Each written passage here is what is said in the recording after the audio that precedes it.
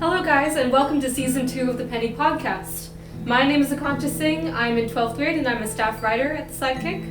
I'm Andrés, I'm in 12th grade and I am the Coppell Student Media web producer. If this is your first time tuning in, the Penny Podcast is a weekly podcast that incorporates interview, conversational, and communal elements. This week, our CSM highlight goes to Akif Abidi for his article, Deception, Over-Zealous Ambition Leading to College Resume Padding, published under our opinion section. A portion of his article reads, I know students, friends even, who join clubs that sound fancy, chase officer positions, and give it no dedication, just so that they can come off as more successful on their resumes. To read the rest of Akif's piece, head over to coppellstudentmedia.com. This week on One Shot, let's talk about playlists. Yesterday, I was browsing Spotify when I came across its Discover Weekly playlist, which houses a plethora of songs that Spotify thinks you'll like. Do you prefer to listen to playlists created by algorithms or those which you create yourself? Personally, I like a mix. I started out using Spotify by creating playlists of my own with the songs that I knew, but I kind of like the Discover Weekly playlist as well because it allows me to broaden my music horizons. I can see because it's in the name, Discovery, so yeah. Most of the songs tend to be from artists that I haven't necessarily heard from, Mm-hmm. So I totally see where you're coming from. Right. Now, on to the main show. Please tell us your name, your grade, and your position on staff. Hi, I'm Sally Parampottil. I am in 11th grade, and I am the executive sports editor for The Sidekick.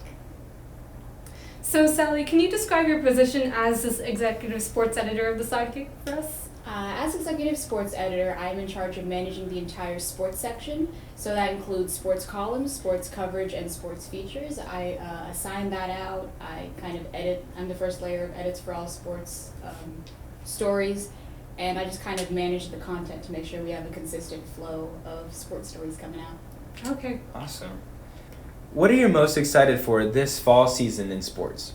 Well, our fall sports are football, volleyball, cross country, tennis, cheerleading, and golf, I believe, if I'm not missing one of them accidentally.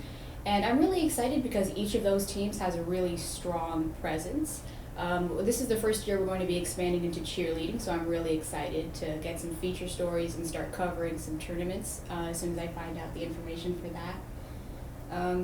This is the first year as executive sports editor, so now I get to really be more into the content. I get to do a lot more for the section. Last year, around this time, I was still a first-year staff member. I was experimenting with each individual section and writing stories, across the board. But now that I can really dedicate myself to the sports section, I'll be able to build closer bonds with the coaches and some of the players and really get personally attached to the teams I see go out and play and compete. Awesome. What big games should we be looking out for? This week is the Allen game. We'll be playing at Allen, and it's going to be the first football game that I ever cover. So there's that to look forward to. Awesome. Mm-hmm. So how do you react to wins and losses by our school's teams? Does it ever get personal for you? Well, because, sometimes some of the players or sometimes you've talked to the coaches before, you always have a connection with those people. So to see them work really hard and then come a little short in the end, it does always hurt. But as a reporter, when you're writing coverage or when you're, live tweeting, you always have to keep an objective viewpoint. Mm-hmm. As disappointing as it might be to myself personally, you can't really let that influence the way that you write.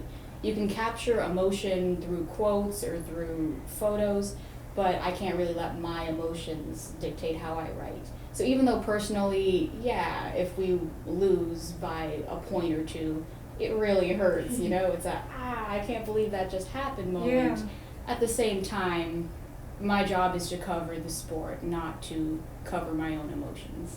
You have to be objective as you can be. Yes. Mm-hmm. Understood. Which sports do you find the most interesting to cover and why? So my favorite two sports to cover would probably be swimming and volleyball. Swimming is actually a winter sport. It doesn't start until a while from now. But volleyball is in season at the moment, and I really do enjoy volleyball because it's such a high intensity sport. It's very fast paced. I used to play volleyball actually back in middle school. I played it for one semester. Okay. Yeah. It was the first sport I ever covered for Sidekick. It was the first story I ever wrote for Sidekick, actually. It was volleyball coverage. It was pretty interesting. The coach, I think, is really nice. The players are always really friendly. And there were a lot of stories that come out of volleyball. It's very interesting to watch, even if it's not like the school playing, just in general. Volleyball, it's fun to watch, it's fun to play, and I think it's really fun to cover. Awesome. So you have history with the game, you could say.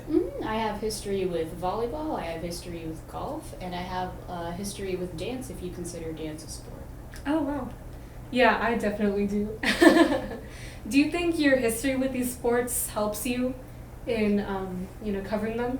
I do, because, you already feel familiar with the terminology, you already kind of know, why is this happening, what happens because of this. You're familiar with it, so you're more comfortable when you actually get set off in that field. It also makes me, more eager to cover that, especially our golf team. It doesn't get as much coverage because it's difficult to cover their tournaments because they last a very long amount of time. There aren't really any home golf tournaments that we can cover, and the only away things we cover are football games. So even though there aren't a lot of opportunities for us to cover like golf, I want to find more opportunities or find more features so that we can still have a good amount of representation on our website for golf. Okay, nice. What's something about the athletic department that an average person wouldn't know? I would say how much they overlap. There are different departments, track and cross country, volleyball and soccer, and a lot of them overlap with the athletes or like the assistant coaches. For example, there are cross country runners who will later run track, in the spring season. Or there's a girl, Lauren Kellett, she plays soccer, right? But she's also, a track person. There are athletes who move across different sports, and that's really, really interesting. Even coaches, like assistant coaches, I think Coach Kemp, he's the assistant cross-country coach, but I believe he also helps out, during the track season. So just the fact that each individual athlete and each individual coach doesn't necessarily stick with one sport, I think that's incredibly interesting, and not a lot of people know that, probably. Yeah. I see. How are you planning to train new writers to write for your section? Oh, well, I'm really excited because I've actually found a lot of people who are interested in writing for sports. Over the summer, I worked on a large, jumbo, massive Google Slides presentation in which each sport has its own chunk of slides.